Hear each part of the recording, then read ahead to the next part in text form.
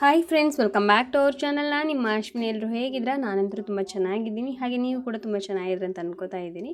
ಈ ವ್ಲಾಗ್ ಬಂದು ಶನಿವಾರದ ವ್ಲಾಗು. ಬೆಳಗ್ಗೆ ಎದ್ದ ತಕ್ಷಣ ಫಸ್ಟ್ ಕೆಲಸ ಏನಂದರೆ ಈ ಫಿಶ್ಶಿಗೆ ಫುಡ್ ಹಾಕೋದು. ಫುಡ್ ಹಾಕಿದ್ದಾದಮೇಲೆ ಅವು ಯಾವ ಥರ ಆಟ ಆಡ್ತಾ ಇರ್ತಾವೆ ಅನ್ನೋದನ್ನು ಸ್ವಲ್ಪ ನೋಡ್ತಾ ನಿಂತ್ಕೋತೀನಿ. ಅದಾದಮೇಲೆ ಹಾಗೆ ಮಕ್ಕಳಿಗೆ ಟಿಫನ್ ತೊಗೊಂಬಂದು ಕೊಟ್ಟೆ. ಇವತ್ತು ಟಿಫನ್ ಏನೂ ಮಾಡಲಿಲ್ಲ, ಹಾಗಾಗಿ ಹೋಟೆಲ್ನಿಂದ ತೊಗೊಂಬಂದು ಇಡ್ಲಿನ ಕೊಟ್ಟಿದ್ದೀನಿ, ತಿಂತಾ ಇದ್ದಾರೆ. ಹಾಗೆ ಬೆಳಗ್ಗೆನೇ ಹಾಲು ತೊಗೊಂಬಂದು ಹಾಲು ಕಾಯಿಸಿಕ್ಕಿದ್ದೀನಿ. ಮತ್ತು ಟಿಫನಿಗೆಲ್ಲ ಜೋಡಿಸ್ಕೋಬೇಕು. ಹಾಗೆ ಇವತ್ತು ಸ್ವಲ್ಪ ತಲೆಗೆ ಚೆನ್ನಾಗಿ ಆಯಿಲ್ನೆಲ್ಲ ಹಚ್ಬಿಟ್ಟು ಮಸಾಜ್ ಮಾಡ್ಕೋಣ ಅಂತ ಅಂದ್ಕೊಂಡಿದ್ದೀನಿ.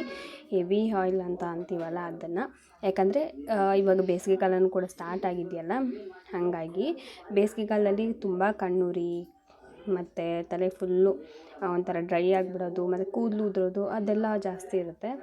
ಅದಕ್ಕೋಸ್ಕರ ಇವತ್ತು ಎಣ್ಣೆನ ಆಲ್ಮೋಸ್ಟ್ ಏನಂದರೆ ವಾರದಲ್ಲಿ ಒಂದು ಸಲನಾದರೂ ಎಣ್ಣೆ ಚೆನ್ನಾಗಿ ಹಚ್ಕೊಂಡು ಆಮೇಲೆ ಒಂದು 2 ತಾಸು ಬಿಟ್ಟು ಸ್ನಾನ ಮಾಡ್ಕೊಂಡು ಅಂದ್ಕೊಂಡು ಇವತ್ತು ಆಯಿಲೆಲ್ಲ ನೀಟಾಗಿ ಹಚ್ಕೊಂಡ್ಬಿಟ್ಟಿದ್ದೀನಿ.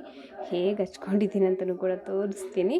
ಹಾಗೆ ಇವಾಗ ಟೀ ಮಾಡೋಣ ಅಂತೇಳಿ ಟೀಗೆ ಡಿಕಾಕ್ಷನ್ ಮಾಡೋಣ ಅಂತ ಇಟ್ಟಿದ್ದೀನಿ. ಏನಂದರೆ ಸ್ವಲ್ಪ ಟೀ ಪೌಡ್ರು, ನೀರು, ಸಕ್ಕರೆ ಹಾಕ್ಬಿಟ್ಟು ಚೆನ್ನಾಗಿ ಕುದಿಸ್ಕೊಂಡು ಆಮೇಲೆ ಹಾಲು ಹಾಕ್ಬಿಟ್ಟು ಸ್ವಲ್ಪ ಕುದಿಸ್ತೀನಿ. ಬೇಕಾದರೆ ಶುಂಠಿ ಇಲ್ಲಾಂದರೆ ಏಲಕ್ಕಿನ ಹಾಕ್ಕೊಂಡು ಟೀ ಮಾಡ್ಕೋಬೋದು. ಚಳಿಗಾಲದಲ್ಲಿ ಮಳೆಗಾಲದಲ್ಲೆಲ್ಲ ಅದು ಚೆನ್ನಾಗಿರುತ್ತೆ. ಆದರೆ ಇವಾಗ ಬೇಸಿಗೆಗಾಲ ಬೇರೆ ಅಲ್ಲ, ಶುಂಠಿ ಹಾಕೋದ್ರಿಂದ ಇನ್ನೂ ಸ್ವಲ್ಪ ಹೀಟ್ ಅನ್ನೋದು ಜಾಸ್ತಿ ಆಗುತ್ತೆ. ಅದಕ್ಕೋಸ್ಕರ ನೀವು ನೋಡ್ತಾ ಇದ್ರಲ್ಲ ಎಷ್ಟೊಂದು ಆಯಿಲ್ ಇದೆ ನೋಡಿ, ಕೈಯೆಲ್ಲ ಫುಲ್ಲು ಆಯಿಲು. ಈ ಥರ ಆಯಿಲ್ನ ಹಚ್ಕೋತೀನಿ. ಅಂದರೆ ಡೈಲಿ ಹಚ್ಕೊಳಲ್ಲ, ಇವಾಗ ವಾರದಲ್ಲಿ ಒಂದು ಸಲ ಈ ಥರ ಫುಲ್ಲು ತಲೆಗೆಲ್ಲ ಆಯಿಲ್ನ ಹಚ್ಬಿಟ್ಟು ಸ್ನಾನ ಮಾಡ್ಕೋತೀನಿ. ಬಟ್ ಡೈಲಿ ಅಂತೂ ಸ್ವಲ್ಪನಾದರೂ ತಲೆಯಲ್ಲಿ ಆಯಿಲ್ ಅನ್ನೋದು ಇದ್ದೇ ಇರುತ್ತೆ. ಸ್ನಾನ ಮಾಡೋ ಒಂದು 2 ಗಂಟೆ ಮುಂಚೆ ಈ ಥರ ಆಯಿಲ್ನ ಹಚ್ಕೊಳೋದು, ಸ್ವಲ್ಪ ಜಾಸ್ತಿ ಹಚ್ಕೋತೀನಿ ಅಷ್ಟೇ. ಅದಾದಮೇಲೆ ಇವಾಗ ನನ್ನ ಮಕ್ಕಳು ಸ್ಕೂಲಿಗೆ ರೆಡಿ ಆಗ್ರಪ್ಪ ಅಂತ ಹೇಳಿದರೆ ಫುಲ್ಲು ಡ್ಯಾನ್ಸ್ ಮಾಡಿಕೊಂಡು ಅವನಲ್ಲಿ ನಿಂತ್ಕೊಂಡಿದ್ದಾನೆ. ಇವಳು ಇಲ್ಲಿ ಕೋಪ ಮಾಡಿಕೊಂಡು ನಿಂತ್ಕೊಂಡಿದ್ದಾಳೆ. ಏನಾಯಿತು ಏನಂತ ಕೇಳಿದ್ರೆ ಹೇಳ್ತಾ ಇರಲಿಲ್ಲ. ಅದಕ್ಕೋಸ್ಕರ ಅವ್ರ ಪಪ್ಪ ನೈಸ್ ಹೊಡೆದ್ಬಿಟ್ಟು ಏನಾಯ್ತು ಹೇಳು, ಏನು ಬೇಕು ಅಂತ ಎಲ್ಲ ಕೇಳಿದ್ದಕ್ಕೆ ಹೇಳ್ತಾ ಇದ್ದಾಳೆ. ನನಗೆ ಸ್ನ್ಯಾಕ್ಸ್ ಬೇಕು ಸ್ಕೂಲಲ್ಲಿ ತಿನ್ನೋದಕ್ಕೆ ಅಂತ ಹೇಳ್ತಾ ಇದ್ಲು. ಮನೇಲಿ ಸ್ವಲ್ಪ ಸ್ನ್ಯಾಕ್ಸ್ ಎಲ್ಲ ಮಾಡಿಕ್ಕಿದ್ದೆ, ಹಾಗಾಗಿ ಅದನ್ನೇ ತೊಗೊಂಡು ಹೋಗಂತ ಅವ್ರ ಪಪ್ಪ ಹೇಳ್ತಾಯಿದ್ರೆ, ಇಲ್ಲ ನನಗೆ ಅಂಗಡಿಲೇ ಬೇಕು ಸ್ನ್ಯಾಕ್ಸು, ಅಂಗಡಿಲೇ ತೊಗೊಂಡೋಗ್ತೀನಿ ಅಂತ ಹಠ ಮಾಡಿದ್ಲು.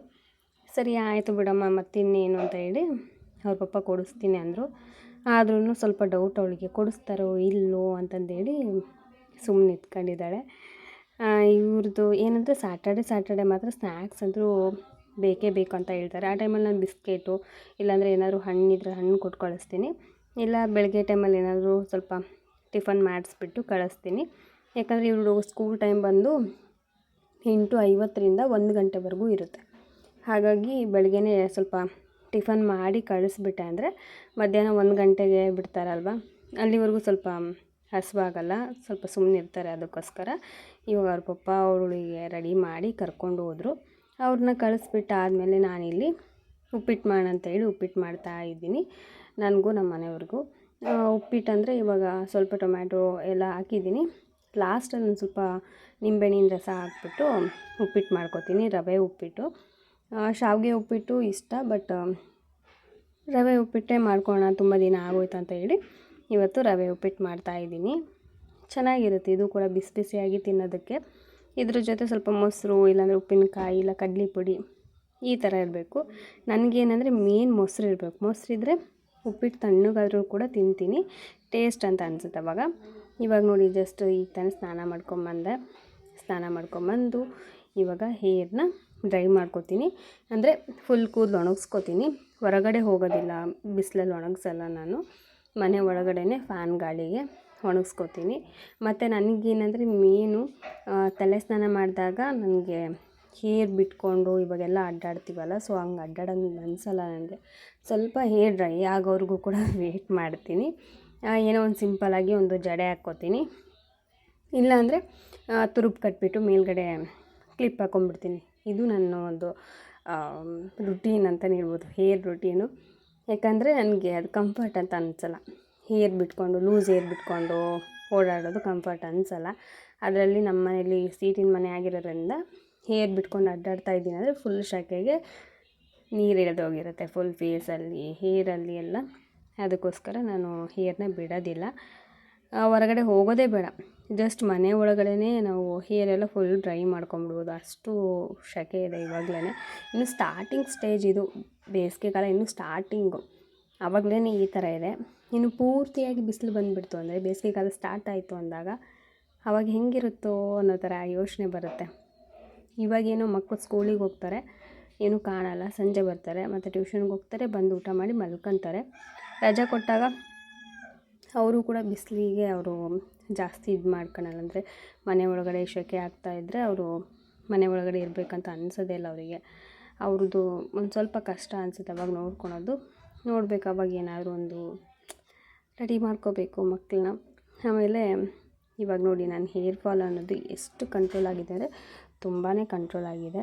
ಮೇನ್ ಏನು ಗೊತ್ತಾ, ಯೋಚನೆ ಅನ್ನೋದು ಬಿಡಬೇಕು. ಸೊ ಯೋಚನೆ ಬಿಟ್ವಿ ಅಂದರೆ ಆಟೋಮೆಟಿಕ್ಲಿ ನಮ್ಮ ಹೆಲ್ತ್ ಕೂಡ ಚೆನ್ನಾಗಿರುತ್ತೆ, ಹೇರ್ ಕೂಡ ಚೆನ್ನಾಗಿರುತ್ತೆ. ಇಲ್ಲ ಅಂತಂದರೆ ನಿಜವಾಗ್ಲೂ ಏನು ಮಾಡಿದರೂ ಕೂಡ ಏನೂ ಯೂಸ್ ಇಲ್ಲ.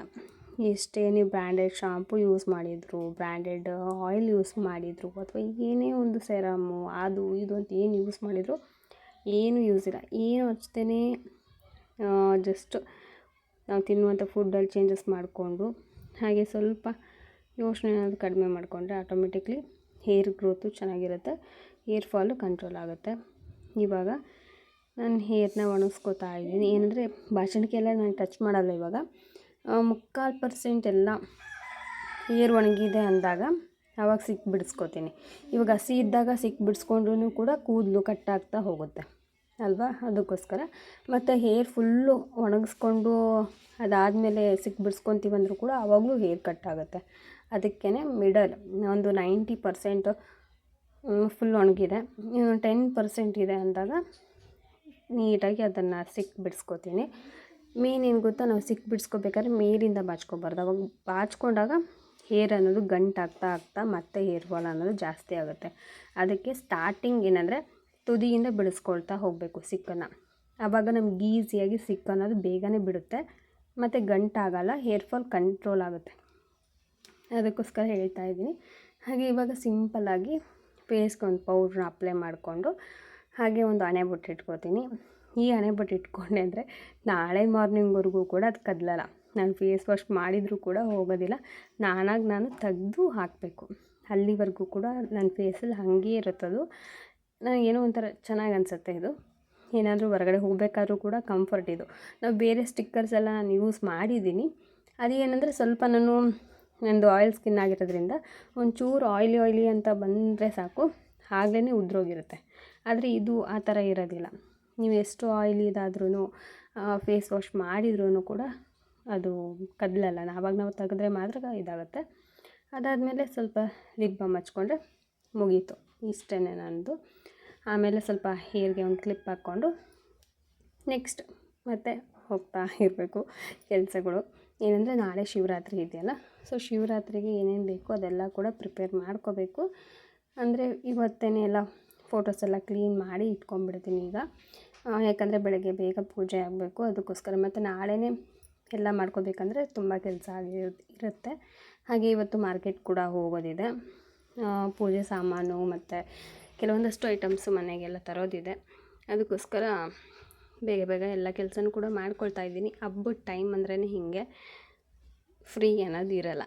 ಹಬ್ಬದ ಮುಂದೆ ಮತ್ತು ಹಬ್ಬದ ದಿನ, ಸೊ 2 ದಿನವೂ ಕೂಡ ಫುಲ್ಲು ಕೆಲಸನೇ ಇರುತ್ತೆ. ಆದ್ರೂ ರೂಢಿ ಆಗಿಬಿಟ್ಟಿದೆ ಈಗೀಗ.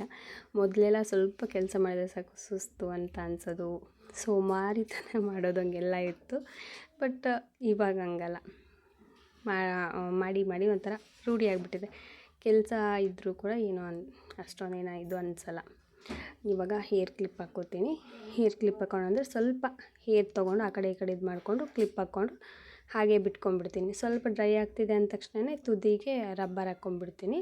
ಅಷ್ಟೇ ನಂದು ಮೇಕಪ್ ಅನ್ನೋದಕ್ಕಿಂತ ಡೈಲಿ ನಾನು ಹೆಂಗೆ ರೆಡಿ ಆಗ್ತೀನೋ ಸೊ ಅದನ್ನು ನಾನು ಶೇರ್ ಮಾಡಿಕೊಂಡೆ ಅಷ್ಟೇ. ಹಾಗೆ ಈಗ ಕೆಲಸ ಸ್ಟಾರ್ಟು. ಏನಂದರೆ ಮಧ್ಯಾಹ್ನಕ್ಕೆ ಇವಾಗ ರೈಸು ಮಾಡಬೇಕಿತ್ತು, ಸಾಂಬಾರೆಲ್ಲ ಇದೆ. ಅದಕ್ಕೋಸ್ಕರ ಫಸ್ಟ್ ಈಗ ರೈಸ್ ಮಾಡೋಣ ಅಂತ ಹೇಳಿ ಅಡುಗೆ ರೂಮಿಗೆ ಹೋಗ್ತಾ ಇದ್ದೀನಿ. ಹಾಗೆ ಟಿ ವಿ ಕೂಡ ಆನಲ್ಲಿದೆ. ಮನೇಲಿ ಯಾರೂ ಇಲ್ಲ ಅಂದರೆ ನನಗೆ ಕಂಪ್ನಿ ಕೊಡೋದು ಟಿ ವಿ. ಆಯಿತಾ. ಸೊ ಟಿ ವಿಲಿ ಏನಾದರೂ ಒಂದು ಪ್ರೋಗ್ರಾಮ್ ಹಾಕ್ಕೊಂಡು ಇಲ್ಲಾಂದರೆ ಯಾವುದಾದ್ರು ಸಾಂಗ್ಸ್ ಹಾಕ್ಕೊಂಡು ಕೇಳ್ಕೊತಾನೆ ಕೆಲಸ ಮಾಡ್ಕೋತೀನಿ. ಅವಾಗೇನು ಬೇಜಾರು ಅನಿಸಲ್ಲ. ಏನೂ ಇಲ್ಲದೇ ಸೈಲೆಂಟಾಗೆ ಒಬ್ಬಳೇ ಕೆಲಸ ಮಾಡಬೇಕು ಅಂದರೆ ಬೋರ್ ಅನಿಸುತ್ತೆ. ಕೆಲಸ ಮಾಡೋಕ್ಕೂ ಕೂಡ ನಂಗೆ ಬೇಜಾರಾಗ್ಬಿಡುತ್ತೆ, ಮಾಡೋಂಗೆ ಅನಿಸಲ್ಲ. ಅದಕ್ಕೋಸ್ಕರನೇ ಟಿ ವಿ ಆನಲ್ಲಿ ಇಟ್ಕೊಂಡು ಈಗ ಕೆಲಸ ಮಾಡ್ಕೊಳ್ತಾ ಇದ್ದೀನಿ. ಹಾಗೆ ಫ್ರೆಂಡ್ಸ್, ಹೊಸದಾಗಿ ಚಾನಲ್ನ ನೋಡ್ತಾ ಇದ್ದರೆ ಪ್ಲೀಸ್ ಸಬ್ಸ್ಕ್ರೈಬ್ ಮಾಡ್ಕೊಂಡು ನೋಡಿ. ಹಾಗೆ ನಿಮಗೆ ವಿಡಿಯೋ ಇಷ್ಟ ಆದರೆ ಒಂದು ಲೈಕ್ ಮಾಡೋದನ್ನು ಮಾತ್ರ ಮರಿಬೇಡಿ, ಆಯಿತಾ. ಬೆಳಗ್ಗೆನೇ ಪಾತ್ರೆ ವಾಶ್ ಮಾಡಿದ್ದೆ, ಆದರೆ ಅದನ್ನು ಜೋಡಿಸಿಟ್ಟಿರಲಿಲ್ಲ. ಇವಾಗ ಅದನ್ನೆಲ್ಲ ಜೋಡಿಸ್ತಾ ಇದ್ದೀನಿ. ಏನಂದರೆ ಮನೇಲಿ ಒಬ್ಬಳೇ ಇದ್ದೀನಲ್ಲ, ಹಾಗಾಗಿ ಹೋಗಲಿ ಬಿಡು ನಿಧಾನಕ್ಕೆ ಮಾಡ್ಕೊಳ ಅನ್ನೋದೊಂದು. ಆಮೇಲೆ ಕೆಲಸ ಅಂತೂ ಇವತ್ತು ಇದ್ದೇ ಇದೆ, ಅದಕ್ಕೋಸ್ಕರ ಪರವಾಗಿಲ್ಲ ನಿಧಾನಕ್ಕೆ ಮಾಡಿದ್ರೆ ಆಯ್ತು ಅಂದ್ಕೊಂಡು ನಿಧಾನಕ್ಕೆ ಮಾಡ್ತಾಯಿದ್ದೀನಿ. ಏನಂದರೆ ಕೆಲಸ ಇದೇ ಟೈಮಿಗೆ ಮುಗಿಸ್ಬೇಕನ್ನೋದು ಮೈಂಡಲ್ಲಿ ಇತ್ತು ಅಂದರೆ ಆ ಟೈಮಿಗೆ ಕರೆಕ್ಟಾಗಿ ಎಲ್ಲ ಕೆಲಸ ಮುಗಿಸ್ಬಿಡ್ತೀನಿ. ಏನೂ ಇಲ್ಲ ನಿಧಾನಕ್ಕೆ ಮಾಡ್ಕೊಳ ಅಂದರೆ ಸಂಜೆವರೆಗೂ ಕೂಡ ಆಗುತ್ತೆ ಅಷ್ಟೇ. ಹಾಗಾಗಿ ಯಾವಾಗಲಾದರೂ ಏನಾದರೂ ಕೆಲಸ ಜಾಸ್ತಿ ಇದೆ, ಹೊರಗಡೆ ಹೋಗೋದಿದೆ ಅಂದಾಗ ಒಂದು ಟೈಮಿಂಗ್ ಸೆಟ್ ಮಾಡ್ಕೋತೀನಿ. ಆ ಟೈಮಿಂಗ್ ಒಳಗಡೆ ಎಲ್ಲ ಕೆಲಸನೂ ಕೂಡ ಪಟಾಪಟ್ ಅಂತ ಮಾಡಿ ಮುಗಿಸ್ಕೋಬೇಕು ಅಂತ ಅಂತೀನಿ. ಸೊ ಆ ಟೈಮಲ್ಲಿ ಹೇಗಾಗುತ್ತೆ ಅನ್ನೋದೇ ನಮಗೊಂಥರ ಮ್ಯಾಜಿಕ್ ಅಂತ ಅನಿಸುತ್ತೆ ಹೆಣ್ಮಕ್ಳಿಗೆ. ನೀವು ಬೇಕಾದ್ರೆ ನೀವು ಒಂದು ಟೈಮಿಂಗ್ ಸೆಟ್ ಮಾಡ್ಕೊಳ್ಳಿ. ಈ ಟೈಮಿಂಗಿಗೆ ಈ ಒಂದು ಕೆಲಸ ಮುಗಿಬೇಕು, ಇಲ್ಲ ಈ ಮನೆ ಕೆಲಸ ಎಲ್ಲ ಮುಗಿಸ್ಬೇಕು ಅಂತ ಟಾರ್ಗೆಟ್ ಇಟ್ಕೊಳ್ಳಿ. ನಿಮಗೆ ಗೊತ್ತಿಲ್ದಂಗೆ ಆ ಟೈಮಿಂಗ್ ಅನ್ನಷ್ಟರಲ್ಲೇ ಎಲ್ಲ ಕೆಲಸನೂ ಕೂಡ ಮುಗಿಸ್ತೀರ. ಸೊ ನೆಕ್ಸ್ಟು ಫ್ರೀ ಉಳಿದಿರೋ ಟೈಮಲ್ಲಿ ನಿಮಗೋಸ್ಕರ ಆ ಟೈಮ್ನ ನೀವು ಕೊಟ್ಕೋಬೋದು ಅಷ್ಟೇ. ಕೆಲವೊಬ್ರು ಏನಂದರೆ ಇಷ್ಟೊಂದು ಫಾಸ್ಟಾಗಿ ಮಾಡೋದು ಯಾಕೆ, ಎಷ್ಟೊತ್ತಿದ್ರೂ ನಾವೇ ಮಾಡಬೇಕಲ್ಲ ಅನ್ನೋದೊಂದು ಮೈಂಡಲ್ಲಿ ಬಂದುಬಿಡುತ್ತೆ. ಡೈಲಿ ಇದೇ ರುಟೀನ್ ಮಾಡಿ ಯಾರಿಗಾದ್ರೂ. ಆದ್ರೂ ನಮಗೆ ನಾವು ಟೈಮ್ ಕೊಟ್ಕೋಬೇಕು ಅಂದರೆ ಒಂದು ಟೈಮಿಂಗ್ ಸೆಟ್ ಮಾಡ್ಕೋಬೇಕು. ಆ ಟೈಮಿಂಗಲ್ಲಿ ನಮಗೆ ಕೆಲವೊಬ್ರು ವರ್ಕ್ ಫ್ರಮ್ ಹೋಮ್ ಅಂತ ಮಾಡ್ತಾರೆ, ಮನೇಲೇ ಏನಾದ್ರು ಒಂದು ಕೆಲಸಗಳ್ನ ಮಾಡೋದು, ಇಲ್ಲಾಂದರೆ ಆನ್ಲೈನ್ ಕೆಲಸ ಎಲ್ಲ ಇರುತ್ತೆ ಕೆಲವೊಬ್ರದ್ದು. ಸೊ ಅದನ್ನೆಲ್ಲ ಮಾಡ್ಕೋತಾರೆ. ಇಲ್ಲಾಂದರೆ ಅವರಿಗೋಸ್ಕರ ಅವ್ರ ಕೇರ್ ತೊಗೊಳೋದು ಆ ಥರ ಎಲ್ಲ ಮಾಡ್ಬೋದು. ಇಲ್ಲ ನಾನು 24 ಅವರ್ಸು ಇದನ್ನೇ ಮಾಡ್ತೀನಂದರೆ ಇದನ್ನೇ ಕೂಡ ಮಾಡ್ಬೋದು. ಆದರೆ ಏನಾದರೂ ಒಂದು ಮಾಡಲೇಬೇಕಲ್ಲ. ಸೊ ಡೈಲಿ ಇದೆ ಅಂದರೆ ನಮಗೂ ಕೂಡ ಬೋರ್ ಆಗುತ್ತೆ. ಅದಕ್ಕೋಸ್ಕರ ನಾವು ಒಂದು ಟೈಮಿಂಗ್ ಅನ್ನೋದನ್ನ ಫಿಕ್ಸ್ ಮಾಡಿಕೊಂಡ್ರೆ ಆ ಟೈಮಲ್ಲಿ ಒಂದು 5-10 ನಿಮಿಷ ನಾವು ಫೋನ್ ನೋಡೋದಾಗಿರ್ಬೋದು, ಇಲ್ಲ ಫ್ರೆಂಡ್ಸ್ ಜೊತೆ ಮಾತಾಡೋದಾಗಿರ್ಬೋದು, ಇಲ್ಲ ಏನಾದರೂ ಒಂದು ಆ್ಯಕ್ಟಿವಿಟಿ ಮಾಡೋದಾಗಿರ್ಬೋದು. ಈ ಥರ ಮಾಡಿಕೊಂಡ್ರೆ ನಾವು ಕೂಡ ಹ್ಯಾಪಿಯಾಗಿರ್ತೀವಿ. ಹಾಗೆ ನಾವು ಒಂದು ಕೆಲಸ ಅಂತಂದು ಮಾಡಿಕೊಂಡು ಆ ಟೈಮಲ್ಲಿ ಬಿಡುವಿನ ಟೈಮಲ್ಲಿ ನಮಗೂ ಕೂಡ ಒಂದು ಅಮೌಂಟ್ ಅನ್ನೋದು ಕೈಯಲ್ಲಿ ಸಿಗುತ್ತೆ. ಸೊ ಯಾರ ಮೇಲೂ ಕೂಡ ನಾವು ಡಿಪೆಂಡ್ ಆಗುವಂಥ ಚಾನ್ಸ್ ಬೇಡ. ಕೆಲವೊಬ್ರು ಯೂಟ್ಯೂಬ್ ಮಾಡಬೇಕು ಅಂತ ಇದ್ದೀರಾ, ಡೆಫಿನೆಟ್ಲಿ ಮಾಡಿ. ಇದು ಒಳ್ಳೆ ಪ್ಲ್ಯಾಟ್ಫಾರ್ಮ್ ಅನ್ಬೋದು. ಯಾಕಂದರೆ ಮಿಡ್ಲ್ ಕ್ಲಾಸ್ ಹೆಣ್ಮಕ್ಳಿಗಾಗಿರ್ಬೋದು ಅಥವಾ ಮನೇಲಿರುವಂಥ ಹೆಣ್ಮಕ್ಳಿಗಾಗಿರ್ಬೋದು ತುಂಬ ಒಳ್ಳೆ ಪ್ಲ್ಯಾಟ್ಫಾರ್ಮು. ಯಾವುದೂ ಒಂದು ರಿಸ್ಟ್ರಿಕ್ಷನ್ಸ್ ಇರೋಲ್ಲ. ಮನೇಲಿ ಒಪ್ಕೊಂಡಿದ್ದಾರೆ ಅಂದರೆ ಆಲ್ಮೋಸ್ಟ್ ಮಾಡಿ, ಬೇಡ ಅಂತ ಅಂದ್ಕೊಂಡು ಹಿಂದಕ್ಕೆ ಸರಿಬೇಡಿ. ಯಾಕಂದರೆ ನಾವು ಏನು ಬಂಡವಾಳ ಹಾಕ್ತೇನೆ ವಿಡಿಯೋನ ಮಾಡ್ಬೋದು. ಕೆಲವೊಂದಷ್ಟು ಟ್ರೈಪಾಡ್ ಅದು ಇದು ಬೇಕು, ಬಟ್ ಸ್ಟಾರ್ಟಿಂಗಲ್ಲಿ ಟ್ರೈಪಾಡ್ ಏನು ಯೂಸ್ ಮಾಡ್ದೇನೆ ಇಲ್ಲ ನಾರ್ಮಲಾಗಿ ಒಂದು 250-300 ರೂಪಾಯಿಗೆ ಬರುತ್ತೆ ಟ್ರೈಪಾಡ್. ಅದನ್ನು ತೊಗೊಂಡು ನಾವು ವೀಡಿಯೋಸ್ನ ಸ್ಟಾರ್ಟ್ ಮಾಡ್ಬೋದು. ಮತ್ತು ಕೆಲವೊಂದಷ್ಟು ಸೆಟ್ಟಿಂಗ್ಸ್ ಕೂಡ ನೀವು ಯೂಟ್ಯೂಬಲ್ಲೇ ಪ್ರತಿಯೊಂದು ಕೂಡ ನೀವು ನೋಡಿಕೊಂಡು ತಿಳ್ಕೊಂಡು ಕಲಿತು ವೀಡಿಯೋಸ್ನ ಮಾಡ್ಬೋದು. ತಮ್ನೇಲಿಂದ ಹಿಡಿದು ವೀಡಿಯೋ ಎಡಿಟಿಂಗಿಂದ ಹಿಡಿದು ಅಪ್ಲೋಡು, ಚಾನಲ್ ಕ್ರಿಯೇಟು ಪ್ರತಿಯೊಂದು ಕೂಡ ಮಾಡ್ಬೋದು. ಬಟ್ ಸಕ್ಸಸ್ ಸಿಗೋದು ಸ್ವಲ್ಪ ಲೇಟ್ ಆದ್ರೂ ಸಿಗುತ್ತೆ. ಬಟ್ ಏನಂದರೆ ತಾಳ್ಮೆ ಅನ್ನೋದು ಇರಬೇಕಷ್ಟೇ. ಆದರೆ ಕೆಲವೊಬ್ರಿಗೆ ತಾಳ್ಮೆ ಅನ್ನೋದು ಕೂಡ ಇರೋಲ್ಲ. ಅದಕ್ಕೋಸ್ಕರ ಹೇಳ್ತಾ ಇದ್ದೀನಿ. ಇವಾಗ ಹೋಗಿ ಬಂದೆ, ಮಾರ್ಕೆಟಿಗೆ ಹೋಗಿ ಬಂದು ಕೆಲವೊಂದಷ್ಟು ಐಟಮ್ಸ್ ಮನೆಗೆ ಬೇಕಾಗಿರೋಂಥದ್ದನ್ನ ತೊಗೊಂಬಂದಿದ್ದೀನಿ. ಇದು ಬಿಲ್ಪತ್ರೆ, ಅಂದರೆ ನಾಳೆ ಪೂಜೆಗೆ ಬೇಕಲ್ವ, ಮೇನು ಶಿವನಿಗೆ ಪ್ರಿಯವಾದದ್ದು ಬಿಲ್ಪತ್ರೆ. ಸೊ ಬಿಲ್ಪತ್ರೆನ ತೊಗೊಬಂದು ಈ ಥರ ಒದ್ದೆ ಬಟ್ಟೆಯಲ್ಲಿ ಸುತ್ತಿ ಒಂದು ಪ್ಲೇಟಲ್ಲಿ ಇಟ್ಟಿದ್ದೀವಿ. ಮತ್ತು ಕಾಯಿ, ಹಾಗೆ ಇದು ಮನೆಗೆ ಒಂದು ಸ್ವಲ್ಪ ತರಕಾರಿ ಬೇಕಿತ್ತು ನಾಳೆಗೆ, ಹಾಗೆ ಪೂಜೆಗೆಲ್ಲ ಹಣ್ಣು, ಇಷ್ಟನ್ನು ತೊಗೊಂಬಂದಿದ್ದೀನಿ. ಹಾಗೆ ಇದು ಬಂದುಬಿಟ್ಟು ಮಂಡಕ್ಕಿ. ಯಾಕೆ ಏನು ಅನ್ನೋದನ್ನು ನಾಳಿನ ವ್ಲಾಗಲ್ಲಿ ನಾನು ಹೇಳ್ತೀನಿ. ಇನ್ಮೇಲಾದರೂ ಡೈಲಿ ವ್ಲಾಗ್ಸ್ ಬರುತ್ತೆ, ಯಾವುದೇ ಕಾರಣಕ್ಕೂ ಕೂಡ ಒಂದು ದಿನವೂ ಕೂಡ ಮಿಸ್ ಆಗೋಲ್ಲ. ದಯವಿಟ್ಟು ಸಪೋರ್ಟ್ ಮಾಡಿ. ನಿಮ್ಮ ಸಪೋರ್ಟ್ ಇಲ್ಲ ಅಂದರೆ ಏನೂ ಕೂಡ ಸಾಧ್ಯ ಇಲ್ಲ. ನಿಮ್ಮ ಸಪೋರ್ಟ್ ಇದ್ರೇ ಎಲ್ಲದೂ ಕೂಡ ನಾನು ಮಾಡೋದಕ್ಕೆ ಸಾಧ್ಯ. ಸೊ ಹಾಗಾಗಿ ಪ್ರತಿಯೊಬ್ಬರು ಕೂಡ ಸಪೋರ್ಟ್ ಮಾಡಿ ನಮ್ಮಂಥ ಹೆಣ್ಮಕ್ಳನ್ನ ಬೆಳೆಸಿ ಅಂತೇಳಿ ಕೇಳ್ಕೊತೀನಿ. ಯಾಕಂದರೆ ನಿಮ್ಮಿಂದನೇ ನಾವು, ಸೊ ನೀವು ನಮ್ಮನ್ನು ಕೈ ಹಿಡಿದು ಎತ್ತಿದಾಗಲೇ ನಾವು ಮೇಲೆ ಬರೋದಕ್ಕೆ ಸಾಧ್ಯ. ಸೊ ಪ್ಲೀಸ್ ಎಲ್ಲರೂ ಕೂಡ ಸಪೋರ್ಟ್ ಮಾಡಿ.